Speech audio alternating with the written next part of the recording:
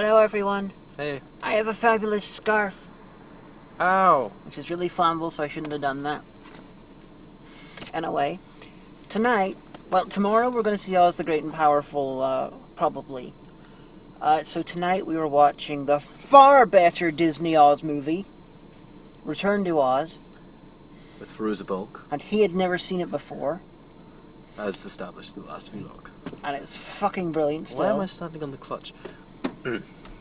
And we watched it in his house, but we decided that it would be hilarious just to go out and sit in the car, because his house is actually just over there. Right there. Like Where you can't see it, but that's where we filmed. 4 meters away. He actually moved into the house where we used to film the reviews. But I'm that much of a fanboy. No, this movie was good.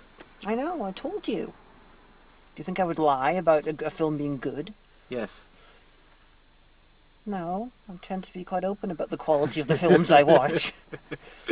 But, yeah, I promised I'd tell him the mind-blowing twist about the difference between the film and the book, because it was based on 2 books. And I apologize in advance for any of you Oz wonks out there who, if I get details wrong. I have read 1 or 2 Oz books, and one of the ones I read was one of the ones that the film was based on. So I'm going to reveal to him the terrible truth. Dorothy was not the main character in the book version. Mm-hmm. The main character was a little boy called Tip. Tip created Jack Pumpkinhead in order to terrify Mombi. Mm-hmm. Tip, in a magical twist ending, was revealed to be the enchanted Ozma. Ozma was transformed as a baby into a boy raised by Mombi as a slave, and then went on the adventure looking for Ozma, and then at the very end, they discovered the mystery of where Ozma was. Ozma was turned into the boy, and then, pretty much without his consent, he was turned back into Ozma.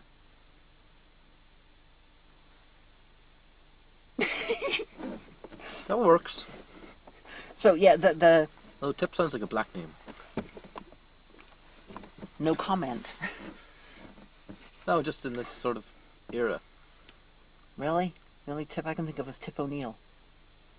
And I'm fairly sure Tip O'Neill was like a white politician in America. That's America. America doesn't count. So yes, what did you think of The Return to Oz?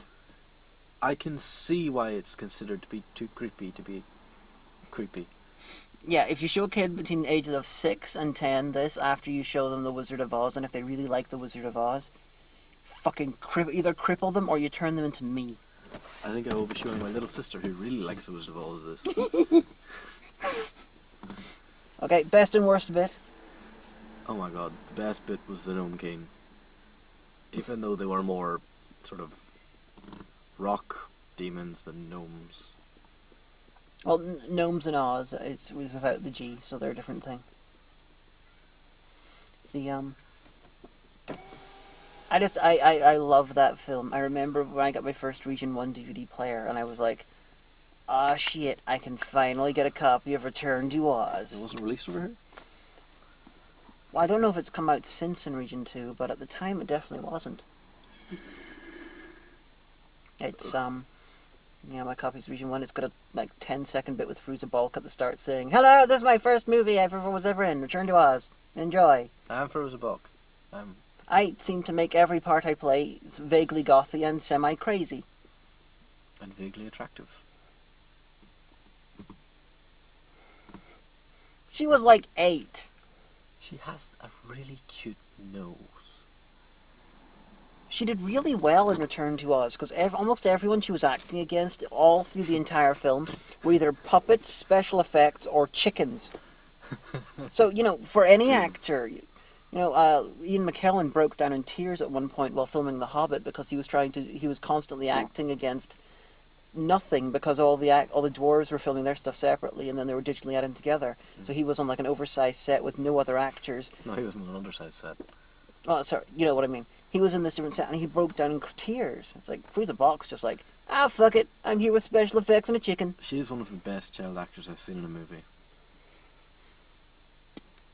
I really like Fairuza Balk. Oh, she's great. She tends to be in shit. Some stuff she's in shit, yeah. I really think Fairuza Balk is great. I really wish she was in more stuff.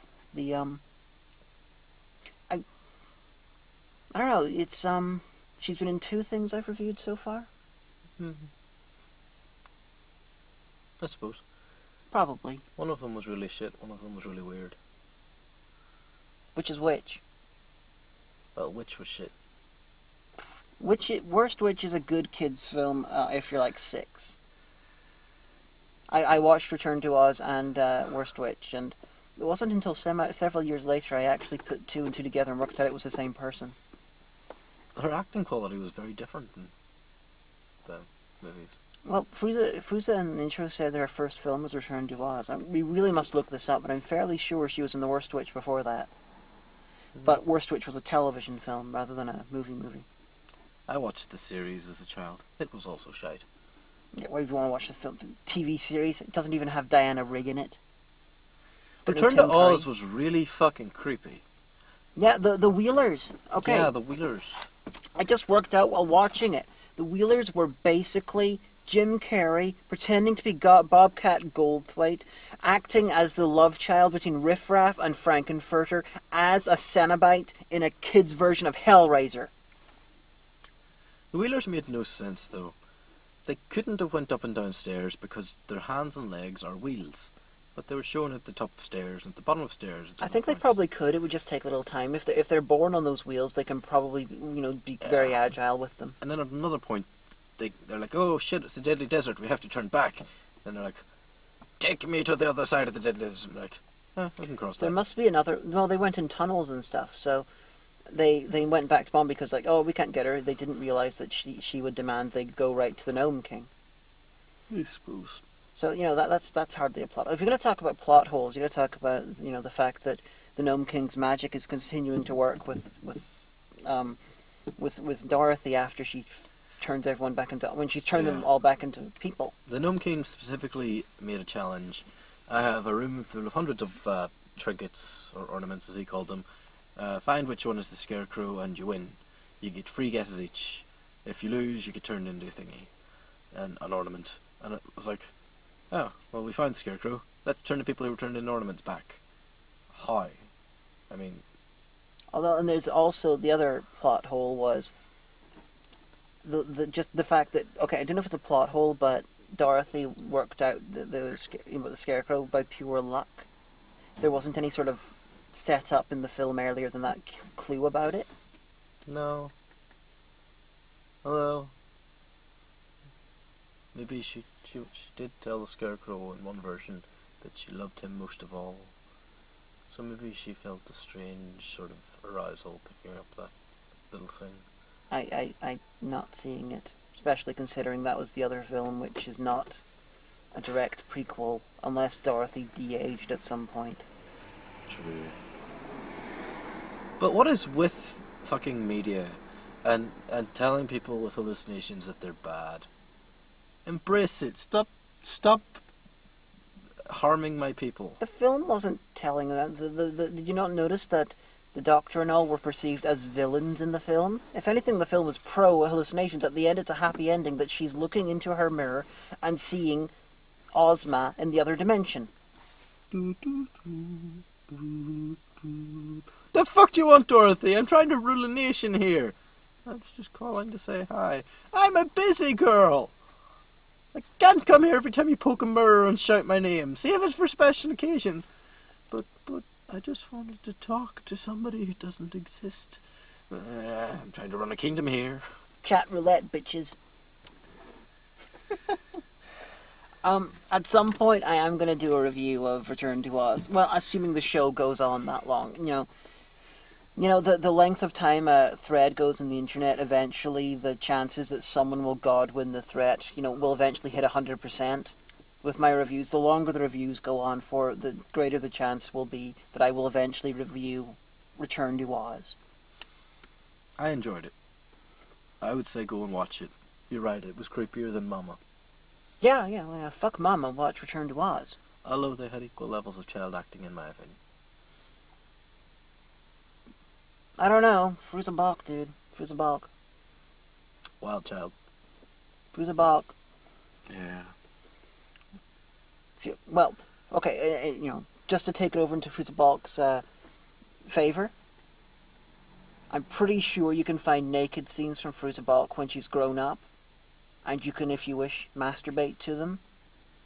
So that would give her extra points over the small child that is still a small child, from Mama. What do you think? Konomet. Fairuza Balk wins. He agrees now.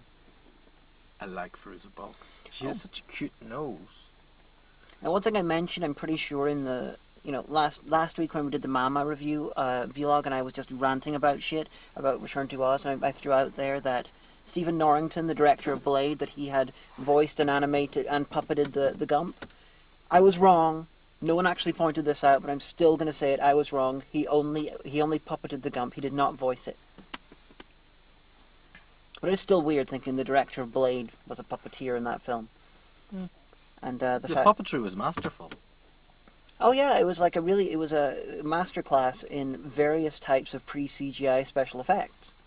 The claymation was fan-fucking-tastic, and the way they blended that in was amazing. With the puppeteering, with the real-life stuff, it was really, really good. The guy who... There were maybe 2 points in the entire claymation scenes that I thought that you could almost tell they were done in miniature and then edited in. The director, Walter Murch, I don't think he's directed anything since then, possibly because the film was a flop, but I think he's a special effects guy by trade. All I know is I really want Walter Murch to do sequels to every kids' movie ever. It'd be better than the current Disney sequels. Oh yeah! The sequel to Peter Pan has I don't know, Captain Hook having sex with a mermaid. Why would you have sex with a mermaid? It would have to be one that's top half fish, bottom half woman.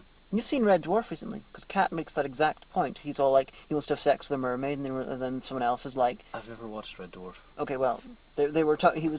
Cat was talking about how his ideal woman is a mermaid, and the other guy's like, well, how would you have sex with her? And he's like, not that sort of mermaid, you idiot. It would be the other way around, with the human half legs, and the fish half top. It's the only way you can have an attractive mermaid, according to Cat. It's the only way you can have penetrative intercourse. Unless you stab them and then fuck the stab wound. No, that would be with a bed bug. That's how bed bugs have sex. They have no vaginas. And the semen can go from any point of the body into the reproductive area. I'm not even sure if it counts the uterus. And the bed bug males, their penis is drill shaped. Earthworms have sex by fighting with their penises and then stabbing the loser. Earthworms are all sort of hermaphroditic. Yeah. Apparently they actually have sex by having the equivalent of a fencing match with their penises, and whoever loses gets stabbed. And I thought that sounds more like snails. I thought it was earthworms. Because earthworms and snails were both brought up in green porno, and that sounds a lot more like snails. Yeah, I can't remember who told me it was earthworms. And green porno never lies. Yes. Green porno is fact. Animals are made of special effects. Animals are made of paper mache and foam. Yes. Unfortunately, alas everyone, we are filming on Saturday, but this gentleman is not going to be taking part. It was my birthday today. I couldn't get that off work. What are the chances of me getting a Saturday off work? That's true. But, assuming that we get the days right, then you could possibly... Well, the reason we're filming on Saturdays is because of Teddy. It's because of him still fixing up the house. You'd think he'd want Saturdays free to do that. Well, he does it during the day. I suppose.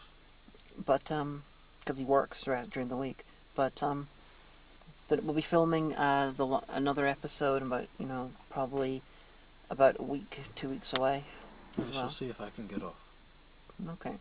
That'll be an exciting video that will lead directly into another exciting video. This is an exciting video. Not really. Hi. Well, no, it would be more exciting if I was going high speed. Nicol Williamson is the... Nicol Williamson as the Gnome King. He was channeling Tim Curry at points. He was channeling fucking some stonehead at some point, just sit out of his pipe. Just sit there, and and Dorothy's arriving. He goes, "Hello, Mr. Gnome King," and he's like, Ah, Dorothy. Did you enjoy my tumble through my precious stones gallery of special effects?" And she's like, "It was like a dream." And he's like, "A dream to some, a nightmare to others." The one person who has seen Excalibur is typing right now in the WordPress and going, "Ha ha ha ha! You fucking idiot!" Sounds like commenters. You never seen Excalibur? Nicole Williamson plays Merlin. Just imagine that guy as Merlin. Better than Big Ears, he plays Merlin. And the entire soundtrack is Carmela Burana, played over and over and over again. You know Carmela Burana? Yes. That's it. And they couldn't afford a soundtrack, I believe. And all of the knights have their armor is, Liam Neeson in Clash of the Titans shiny. Ooh, shiny armor. That means it's never been used. Excalibur is simultaneously awesome and terrible.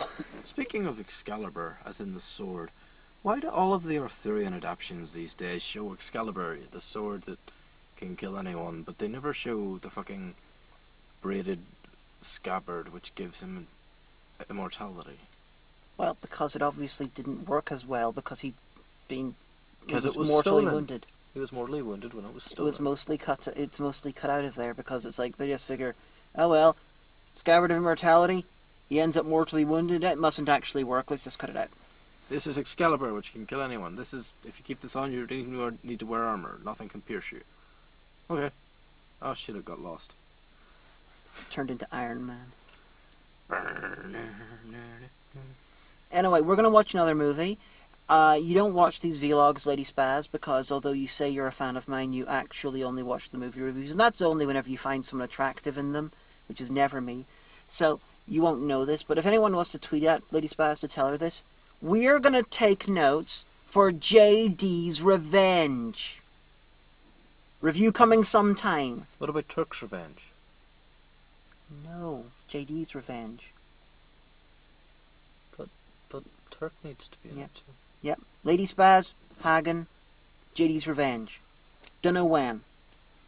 If I get to Con Bravo, I suppose we could film it then, but I don't know if I'm getting into Con Bravo. I don't even know when what I'm doing. So, it'll probably, if I end up at a con with Lady Spaz, we'll film it there. If I don't, it'll be a camera-to-camera thing. But there will be a review for JD's Revenge. And if you don't know what JD's Revenge is, there's a wonderful movie called The 50 Worst Movies Ever Made, which is not actually a good list of the worst films ever made. It was just really interesting and bad films that they got the rights to. So, however, it is a wonderful place to look for possible films to review, because every film in it is eccentric as all fuck. And JD's Revenge is on there, and it is way better than its place, which is like 7th worst film of all time. And it's like, it is way fucking better than that. It's just a, 70s blaxploitation film about this young law student who gets possessed by the ghost of a 1940s black gangster and wants revenge. Which is awesome! Okay. Sounds like your kind of thing. It was on my review list. Lady Spaz and I discussed doing a crossover.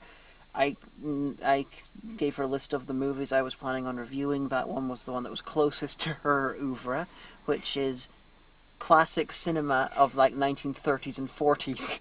It's like, well, it's the 70s, it's almost the same. It was before the 90s, I don't care about it. I don't know, you watched several films before the 90s, because I made you. Like today. True. And I do like old thingy. Whatchamacallum? What's his face? Alan Rickman. Well, that too. Alan Rickman's cock. I have seen that. Have you? There's When? pictures, yeah. In what film? No, it wasn't from a film, it was like from a cropped out scene from a shoot. Fair enough. Same as the way I've seen thingies. With the face and the hair. What? Patrick Stewart? No, he doesn't have hair. Well, he did at one point. Well, yes, but he's been an old man for like 40 years. I do believe I've seen photos of him with hair. What do you call him? He lost his hair so young. When he was in I, Claudius, he didn't have hair. I, Claudius is good, by the way. The man who played Malcolm Reynolds in Firefly. Nathan Fillion. Nathan Fillion. Yeah, I've seen his cock. It's huge. Okay. I really like Nathan Fillion. Nathan, fill him in. Nathan, fill me in. I would tie myself up for him. Okay, so people who are the fans of Arnicarian, you know who you are. You appear on Tumblr and Twitter every so often, and on the WordPress. You've just got a buffet of his sexual likes: Fairuza Balk, Nathan Fillion, Alan Rickman, and young Fairuza Balk. Anyone else? Patrick Stewart, Christopher Lee,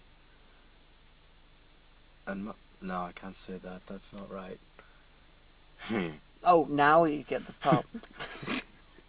Yeah, totally. Young Fairuza Balk's okay, but I can't say the other one because she probably maybe watches this.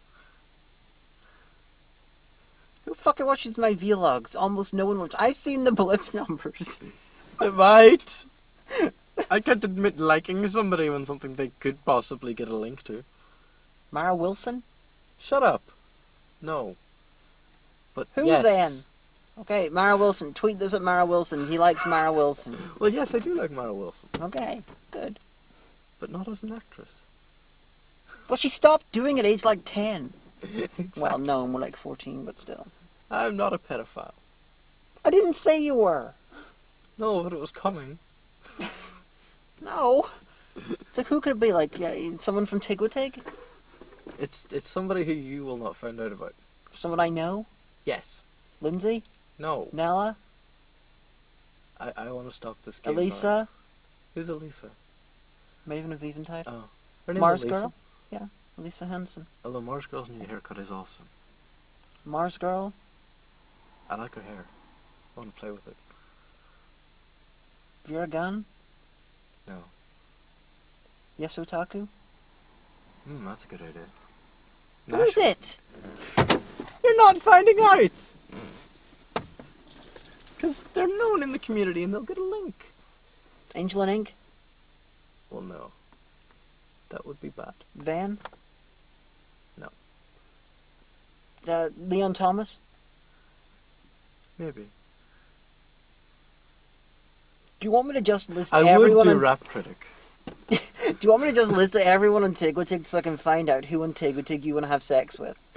If you think that would be Apart from Rap Critic. I would do Rob Walker. Doug Walker? No. Owen Citizen? Yes.